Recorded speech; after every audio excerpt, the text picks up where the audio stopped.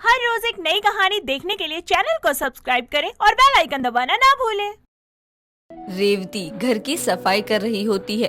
तभी उसकी नंद दिव्या उसके पास आती है और बोलती है, भाभी, ये साल का आखिरी महीना है। इस महीने के बाद नया साल लग जाएगा। हाँ दिव्या, ये बात तो मुझे भी पता है। तो कुछ खास थोड़ी ना है इस साल में या अगले साल में। भाभी, आप कैसे भूल गई? आपका ये शादी के बाद पहला नया साल होगा, तो अच्छे से मनाएंगे हम। वो तो ठीक है, लेकिन तुम तो माँ जी के स्वभाव को जानती ही हो ना। उन्हें घर में शोर शराबा कहाँ अच्छा लगता है। मेरे पहले न्यू ईयर के चक्कर में माँ जी गुस्सा न हो जाए। भाभी, हम कुछ नहीं करेंगे ना तो भी माँ गुस्सा होगी। तब माँ बोलेगी कि मेरी बहू का पहला न्यू ईयर था और उसमें भी हमने कुछ नहीं किया। तो कुछ सोचते हैं ना क्या करना है इस बार। हर साल तो वैसे भी न्यू ईयर मनाते ही है ना। मेरा तो कुछ खास मन भी नहीं कर रहा है न्यू ईयर मनाऊं। पता नहीं कैसे आपका पहला न्यू ईयर मनाने का मन नहीं कर रहा है। अगर मेरे शादी के बाद पहला न्यू ईयर होता ना, तब तो मैं पूरे मोहल्ले में ढोल बजवा देती, धूम धड़ाका होता। यही तो फर्क है मुझ में और तुम में। मुझे मनाना नहीं आता है और तुम अभी से मनाने के लिए तैयार बैठी हो। कोई बात नहीं, आपको नहीं मनाना है तो मत मनाओ।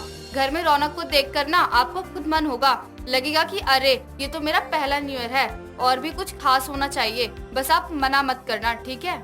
अरे बाबा ठीक है, मैं मना नहीं कर रही हूँ। तुम्हारा जो मन हो वो कर लेना। अब तो ठीक है ना? वो तो ठीक है, लेकिन ऐसे शांत एक कोने में भी मत बैठो। कम से कम कुछ आइडियाज दे दो हमें, न्यू ईयर पर और क्या नया कर सकते हैं जो किसी ने सोचा भी ना हो। अब ये सोचने का काम मुझे तो मत ही दो। मेरा काम था किसी को न रोकना, तो मैं अपना काम बखूबी करूंगी। और तुम्हारा काम है मेरा पहला न्यू ईयर की तैयारी करना, तो तुम वो करो। दोनों नंद भाभी बात कर रहे होते हैं। इतने में रेवती का पति कुणाल वहाँ आता है और दोनों की बात सुनकर अपना आइडिया देते हुए कुणाल बोलता है, अरे दिव्या, सही सोचा तुमने। हमें ना अपने घर में न्यू ईयर मनाना ही चाहिए। क्यों ना हम अपने घर में ना वेस्टर्न स्टाइल में धमाकेदार पार्टी रखें। अपने सभी दोस्तों को बुलाएंगे। आइडिया तो बहुत ही मस्त है, लेकिन माँ का क्या करेंगे? माँ को पार्टी के लिए मनाना बहुत मुश्किल रहेगा। हमारे लिए तो ये वेस्टर्न स्टाइल पार्टी कैसी होगी? दिव्या इतना बोलती ही है कि इतने में वहाँ रेवती की सास और उसकी माँ साधना आ जाती है। साधना के आते के साथ ही वहाँ से सब अपने काम में लग जाती हैं, क्योंकि साधना बहुत ही सख्त मिजाज की थी। उसे जरा भी शोर शराबा पसंद नहीं था, इसीलिए साधना के आगे कोई भी बेफिजूल का हंसी मजाक नहीं करता है। धीरे धीरे दिन निकल रहे होते हैं, लेकिन न्यू ईयर की पार्टी का कोई प्लान नहीं बनता है। कुछ दिनों बाद साधना घर में बैठी होती है। तभी वहाँ रेवती आती है और बोलती है, माँ जी, नया साल आ रहा है तो दिव्या और कुणाल जी बोल रहे थे घर में थोड़ी साज सजावट हो जाए। बहू, नया साल तो हमेशा ही आता है, क्या साज सजावट करना। हाँ माँ जी, मैं तो आपकी बात से सहमत हूँ, लेकिन आपके दोनों बच्चे कहाँ मान रहे हैं, उन्हें कौन समझाए। रेवती ने इतना बोला ही होता है कि तभी वहाँ दिव्या आ जाती है और बोलती है, माँ, भाभी सही बोल रही है। न्यू ईयर तो मनाना ही चाहिए ना। अरे नए साल का पूरे मन से स्वागत करना चाहिए और पुराने साल को पूरी खुशियों से विदा करना चाहिए ना। तुझसे एक काम तो होता नहीं है, तो नए साल के स्वागत के लिए जो मेहनत करनी होगी वो कर लेगी तू। माँ, वो सब तो भाभी कर लेंगी ना। और सबके घर छोटी सी पार्टी तो होती है ना नए साल की। और हमने तो अभी तक भाभी के आने की भी पार्टी नहीं दी है, तो एक पार्टी में दोनों काम निपट जाएगा ना। हाँ, ये बात तूने बिल्कुल सही की है ना। मैं भी सोच ही रही थी कि पार्टी दे दूं सबको बुलाकर। हाँ माँ, तो बताओ आप मुझे कपड़े दिलाने कब लेकर जा रही हो पार्टी के लिए? मैं नए कपड़े लूंगी। लो, अभी तक तो तू बहुत बोल रही थी कि भाभी का पहला न्यू ईयर है तो उनके आने की पार्टी भी नहीं दी। तो ये सब पहले अपनी भाभी के लिए करेगी या खुद के लिए? माँ जी, घर में पार्टी होगी तो सभी लोगों को अच्छे कपड़े तो पहनने ही होंगे ना। दिव्या के लिए भी लेने ही होंगे। हाँ, तो मैंने कब मना किया है, लेकिन पार्टी करनी कैसे है पहले ये तो तय करो। इसमें तय क्या करना है? जैसे पार्टी होती है वैसे ही करेंगे ना। नाच गाना होगा, खाना पीना होगा। नहीं दिव्या, मुझे ऐसे तो पार्टी बिल्कुल भी नहीं करनी है। पर बहू का ससुराल में पहला न्यू ईयर है, तो अब ये जिम्मेदारी बहू की ही है कि इस नए साल को कैसे सबके लिए यादगार बनाती है। ठीक है माँ जी, मैं पहले ये काम निपटा लूँ, फिर ये सब देखते हैं। साधना ने न्यू ईयर की जिम्मेदारी अपनी बहू पर देकर छुट्टी कर ली थी। अब तो न्यू ईयर करीब आ ही गया था, लेकिन रेवती ने अब तक न्यू ईयर की कोई तैयारी नहीं की थी। ये देखकर दिव्या अपनी माँ और भाभी दोनों को बुलाती है और बोलती है, माँ अपने भाभी पर जिम्मेदारी दी तो है, अब न्यू ईयर आने में ज्यादा समय नहीं है, तैयारी कब होगी? हाँ बहू, 2 दिन बाद नया साल आ जाएगा और घर में ना ही कोई सामान आया है और ना ही किसी बात के लिए तूने सलाह मशवरा लिया है। तैयारियाँ हो भी रही है या नहीं? माँ जी चल ही रही है तैयारी, और आप इसकी चिंता मत करो। मैंने इस न्यू ईयर की प्लानिंग बहुत ही अच्छी की है। आप सबको पता ही चल जाएगा 2 दिन में, और सबको बहुत पसंद भी आएगा। भाभी वो सब तो ठीक है, लेकिन हमें एक बार बता दो, हम आपकी कुछ मदद कर सकते हैं ना? नहीं, मुझे कोई मदद भी नहीं चाहिए। बस इतना करना आप सब लोग, इस साल की आखिरी रात को तैयार हो जाना। मैंने बहुत ही अच्छा कुछ सोचा है। और हाँ, अभी बता रही हूँ, कोई वेस्टर्न कपड़े नहीं पहनेगा। लेकिन भाभी पार्टी तो बहुत बड़ी होगी ना, तो आप अकेले कैसे सब संभालेंगी? किसी की मदद तो लगेगी ना, है ना माँ? मैं सही बोल रही हूँ ना? मुझे बहू पर पूरा भरोसा है, वो कर रही है तो कुछ अच्छा ही करेगी, अकेले सब संभाल लेगी। हाँ माँ जी, और आप अपना विश्वास बनाए रखना। मैंने बहुत ही अच्छा सरप्राइज सोचा है। ठीक है बहू, जैसा तुझे ठीक लगे। रेवती इतना बोलकर चली जाती है। रेवती का पहला न्यू ईयर सबके लिए सरप्राइज की तरह होता है। सभी लोग न्यू ईयर की बेसब्री से इंतजार कर रहे होते हैं। 2 दिन बाद साल की आखिरी रात को सभी लोग तैयार होकर आते हैं और रेवती सबको अपने घर के बाहर लेकर जाती है, जहां माता की चौकी लगी होती है और जागरण हो रहा होता है। ये सब देखकर साधना बहुत खुश हो जाती है। साधना कुछ बोलती इससे पहले उसकी पड़ोसन लीला आकर बोलती है। सच में साधना, तेरी बहू ने कितना अच्छा इंतजाम किया है, बहुत ही सुंदर है। मुझे तो लगा ये जागरण कोई और करवा रहा है, लेकिन मुझे क्या पता था ये मेरी बहू का ही प्लान है। और नहीं तो क्या माँ जी, पार्टी तो सभी करते हैं, लेकिन माता जी के साथ न्यू ईयर बहुत कम ही लोग मनाते हैं, इसलिए मैंने खास आपके लिए रखा है। आपको अच्छा लगा ना माँ जी? बहू, इससे अच्छा न्यू ईयर तो हो ही नहीं सकता। मुझे तो उम्मीद ही नहीं थी कि ऐसे भी कुछ हो सकता है। सच में तेरी बहू का पहला न्यू ईयर तो सभी के लिए यादगार है। हमें तो पता भी नहीं था कि न्यू ईयर में ऐसा भी कुछ हो सकता है। हाँ, बहू का पहला न्यू ईयर तो हर किसी के लिए ही यादगार हो गया। चलो अब जागरण में भी बैठते हैं, यहीं खड़े खड़े नया साल मनाना है क्या? लेकिन भाभी, हम लोगों ने न्यू ईयर की पार्टी के लिए बोला था, लेकिन आपने तो माता का जगराता कर दिया। अरे मैं मना नहीं कर रही हूँ जगराते के लिए, लेकिन पार्टी का क्या हुआ, वो नहीं होगी क्या? अरे ऐसे कैसे नहीं होगी पार्टी? देखो दिव्या, आज रात हम जागरण एंजॉय करेंगे और कल दिन में पार्टी भी रखी है। सच में भाभी? हाँ सच में। मुझे पता था कि आप सबको जागरण में अच्छा नहीं लगने वाला है, तो पार्टी भी होगी ना। सभी लोग जगराते में नाचते गाते हैं, अरदासें लगाते हैं और अगले दिन रेवती पार्टी की तैयारियां करती है, जिसमें भी काफी ज्यादा लोग आए होते हैं। वो पार्टी भी बहुत अच्छी होती है। ये सब देखकर रेवती के पास कुणाल और दिव्या दोनों आते हैं और कुणाल बोलता है, अरे वाह रेवती, तुमने ना हम दोनों की शादी के बाद ना पहली जो न्यू ईयर है ना, उसे बहुत ही ज्यादा अच्छी कर दी। हाँ भाभी, कल रात तक तो मुझे भी ऐसा ही लग रहा था, कुछ नहीं होगा, लेकिन अब जब पार्टी देखी तो बहुत ही अच्छी है। क्यों, पसंद आई ना आप दोनों को? पसंद? अरे बहुत ज्यादा पसंद आई है। तुमने तो अपनी और हम सब की ना न्यू ईयर को बहुत ज्यादा यादगार बना दिया। आज तक ना कभी भी न्यू ईयर पे ना ऐसा कुछ नहीं हुआ था। रेवती का शादी के बाद पहला न्यू ईयर बहुत ही अच्छा जाता है। सभी लोग बहुत खुश हो जाते हैं। ये सब देखकर रेवती भी बहुत खुश होती है। काजल अपने नाम की तरह ही काली थी, इसीलिए उसका कोई बॉयफ्रेंड आज तक नहीं बना था और इतने सारे रिजेक्शन के बाद उसने अब अपनी जिंदगी में प्यार की उम्मीद भी पूरी तरह से खो दी थी। समय गुजरता है और एक दिन वो अपने पापा सुंदर के पास आकर कहती है, पापा मेरा कॉलेज खत्म हो गया है, तो मैं सोच रही हूँ कि पार्लर का कोर्स कर लूँ। आपकी भी घर चलाने में हेल्प हो जाएगी। बेटी, ख्याल तो तेरा बहुत अच्छा है, और अगर तू पार्लर सीख लेगी तो खुद का रूप भी निखार पाएगी। पापा मैं अपना रूप जरूर निखार सकती हूँ, लेकिन बदल नहीं सकती हूँ। मेरा रंग नहीं बदलेगा। ठीक है मेरी बेटी, जब तक तेरे लिए कोई रिश्ता नहीं मिलता तू कोर्स कर ले। काजल अपने पिता की इजाजत लेकर कोर्स करने लगती है और उसके पिता सुंदर बड़ी मेहनत करके उसके लिए अश्विन नाम के लड़के का रिश्ता देख लेते हैं। और अगले दिन अश्विन और उसकी माँ ओमा काजल को देखने आते हैं, जिसके बाद काजल और अश्विन अकेले में कुछ बातें करके आते हैं और सबके साथ नीचे बैठ जाते हैं।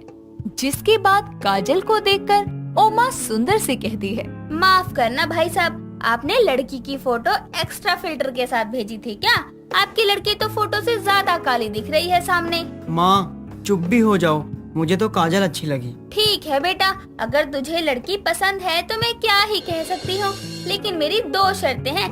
एक तो मुझे दहेज में 2 लाख रुपए चाहिए और एक मेरी बहू शादी के बाद नौकरी करेगी। बोलिए मंजूर है? जी ठीक है, हो जाएगा, आप रिश्ता पक्का मानिए। ओमा और अश्विन रिश्ता पक्का करके चली जाती हैं, जिसके बाद सुंदर को ये चिंता हो जाती है कि वो इतने सारे पैसे कैसे जमा करेगा। और उसे चिंता में देखकर कुछ घंटों बाद काजल उसके कमरे में आकर कहती है, पापा आप चिंता मत करो, मैंने पार्लर का कोर्स किया है, मैं खुद का पार्लर खोल लेती हूँ। कुछ महीनों बाद दहेज के पैसे आ जाएंगे और मुझे मेरे टैलेंट पर पूरा भरोसा है। बेटी मैं हिम्मत हार चुका हूँ, 6 महीने बाद तेरी शादी है, मेरे पास बस 1 लाख रुपए हैं, अब तू देख ले। काजल अपने पिता से 1 लाख रुपए लेकर किराए पर दुकान लेकर पार्लर चलाने लगती है और 6 महीने में 2 लाख रुपए जोड़ लेती है। समय बीतता है और काजल की शादी अश्विन से हो जाती है, जिसके बाद गृह प्रवेश के समय ओमा काजल से कहती है, चलो मेरी काली बहू मतलब मेरी प्यारी बहू, कलश को पैर लगाकर अंदर आओ। काजल अपने ससुराल में दाखिल होती है और काजल अश्विन सभी रस्मों को खत्म करके आराम करने चले जाते हैं, जिसके बाद अश्विन अकेले में काजल से कहता है, देखो काजल, मुझे तुम बहुत पसंद हो, मैं बस मेरी माँ की इज्जत करता हूँ, इसलिए उनसे उल्टा नहीं कहता। पर माँ जी मुझसे ऐसी बात क्यों करती हैं?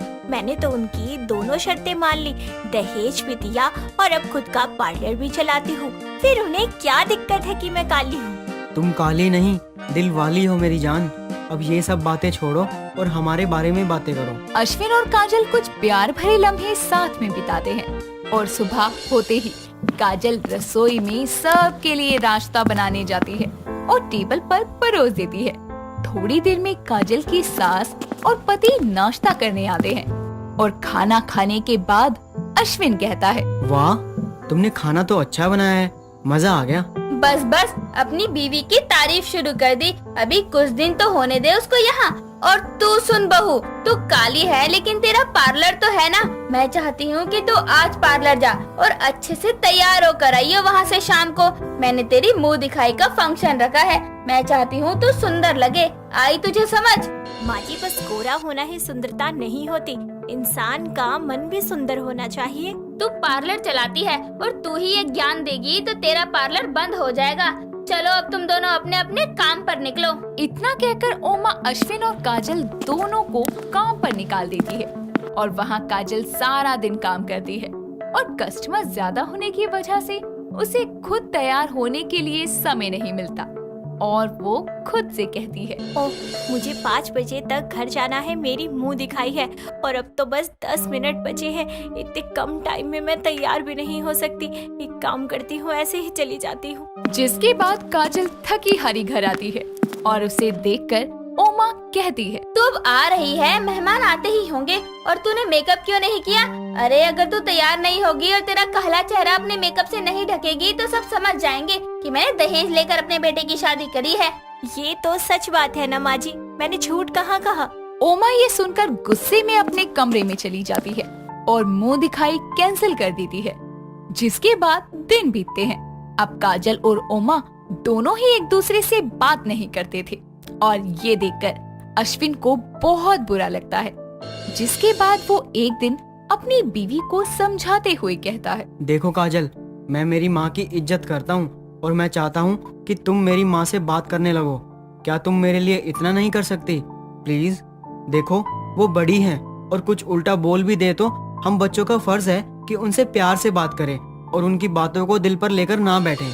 ठीक है अश्विन, जैसा तुम बोलो वैसा ही होगा, मैं खुद माँ जी से बात कर लूंगी, तुम्हारी खुशी से बड़ा मेरे लिए कुछ नहीं है। अश्विन की बात का मान रखने के लिए काजल ही झुक जाती है और फिर से ओमा से अच्छे से बातें करने लगती है, लेकिन फिर भी ओमा उसे उसके काले रंग के लिए खास पसंद नहीं करती थी और आए दिन ताने दिया करती थी।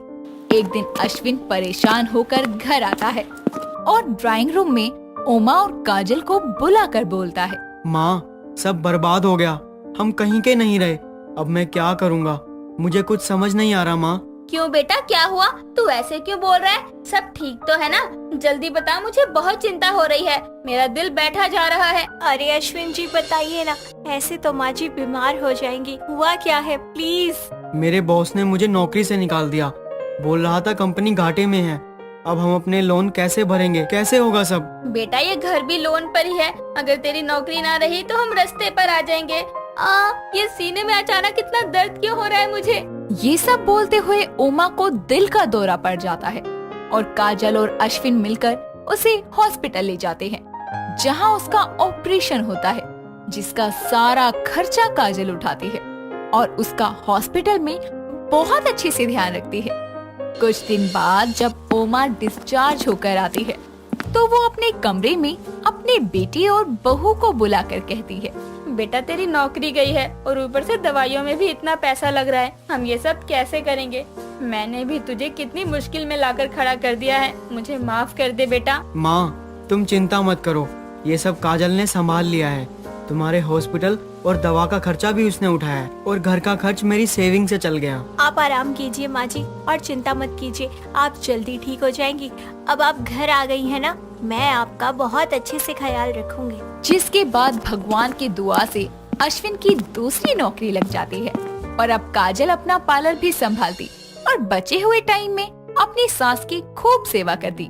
धीरे धीरे उमा की हालत में अच्छा सुधार आता है और वो काजल और अश्विन के कमरे में जाकर कहती है, मुझे माफ कर दे बहू, मैंने तेरे पिता से दहेज लिया, जबकि उन्होंने अपनी इतनी गुणी लड़की मुझे देकर मुझ पर एक बहुत बड़ा एहसान किया था। मैं हमेशा तुझे ताने देती रहती थी, लेकिन फिर भी मेरे बेटे की नौकरी जाने के बाद तूने मेरे इस घर को बर्बाद होने से बचा लिया, मेरी जान भी बचाई। मैं तेरी दोषी हूँ, तू काली तो है पर तेरा दिल हीरे का है। मुझे माफ कर दे मेरी बहू, मुझसे बहुत बड़ी गलती हो गई तुझे पहचानने में। माँ जी मुझे आपसे कोई शिकायत नहीं है, आपने तो मुझे वही बोला जो समाज बोलता आ रहा है, लेकिन मुझे खुशी है कि आपने मुझे समझा। अब मैं ठीक हो गई हूँ तो मैं अपनी बहू की अच्छी से मुंह दिखाई करवाऊंगी और तू अपने खुद के पार्लर से ही तैयार होके आना। जिसके बाद दिन बीतते जाते हैं और उमा अपनी बहू की मुंह दिखाई करवाती है। दोस्तों अगर आपको ये कहानी पसंद आई तो इसे लाइक करें, शेयर करें और कमेंट करके बताएं कि कहानी में आपको सबसे अच्छा क्या लगा।